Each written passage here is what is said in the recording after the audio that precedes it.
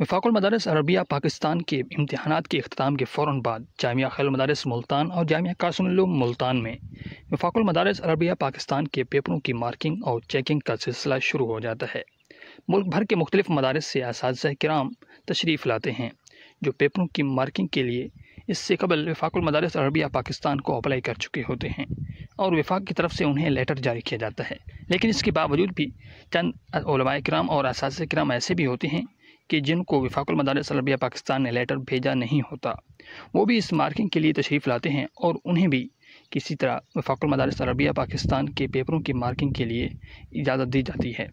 آج ہم آپ کو بتائیں گے کہ اس طرح کے وہ اساتذہ کرام کے جنہوں نے اپلائی نہیں کی ہوتی یا وہ اپلائی کرنا بھول گئے ہوتے ہیں یا انہیں وفاق المدارس عربیہ پاکستان کی طرف سے لیٹر نہیں پہنچا ہوتا، تو کیا وہ اساتذہ کرام بھی اپلائی کر سکتے ہیں؟ اور کیا وہ اساتذہ کرام اگر ملتان خیر المدارس اور قاسم العلوم میں چلے جائیں تو کیا انہیں بھی مارکنگ کے لیے پیپر مل سکتے ہیں یا نہیں؟ سب سے پہلے یہ جاننا ضروری ہے کہ وہ کون سی شرائط ہیں کہ جن کی بنیاد پر وفاق المدارس عربیہ پاکستان کے قوانین کے مطابق اساتذہ کرام پیپر چیکنگ کے لیے اہل سمجھے جاتے ہیں۔ اگر وہ اپلائی کریں تو انہیں وفاق المدارس عربیہ پاکستان کی طرف سے لیٹر جاری کیا جاتا ہے۔ سب سے پہلی شرط یہ ہوتی ہے کہ جن اساتذہ کرام نے جس پیپر کی چیکنگ کے لیے اپلائی کیا ہوتا ہے، جس کتاب کے پیپر کو چیک کرنے کے لیے وہ اپلائی اور درخواست دیتے ہیں، وہ اس کتاب کے اندر 3 سالہ تدریسی تجربہ رکھتے ہوں۔ اور جو دوسری شرط ہوتی ہے وہ یہ ہوتی ہے کہ کوئی بھی مدرس وفاق المدارس عربیہ پاکستان کے پیپر کے لیے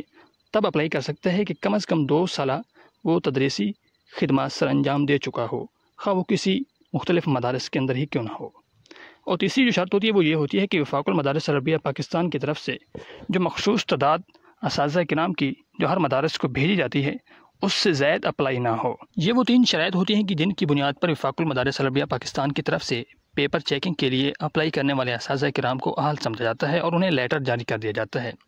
لیکن ہر سال کے تجربے سے یہ معلوم ہوا ہے کہ چند اساتذہ کرام، بلکہ جن کی تعداد درجنوں میں ہوتی ہے، وہ ایسے بھی ہوتے ہیں کہ جن کو وفاق المدارس عربیہ پاکستان کی طرف سے لیٹر جاری نہیں کیا گیا ہوتا، لیکن اس کے باوجود وہ پیپر چیکنگ کرنے کے لیے تشریف لاتے ہیں اور انہیں وفاق المدارس کی طرف سے اجازت دے دی جاتی ہے۔ یہ وہ اساتذہ کرام ہوتے ہیں کہ جن کے مدرسے سے کسی استاد نے اپلائی کیا ہوتا ہے، لیکن وہ استاد کسی عرضے کی بنیاد پر وہ ملتان خیر المدارس اور قاسم العلوم میں پیپر چیکنگ کے لیے تشریف نہیں لاتا، تو وہ اپنی جگہ پہ کسی اور استاد کو بھیج دیتا ہے۔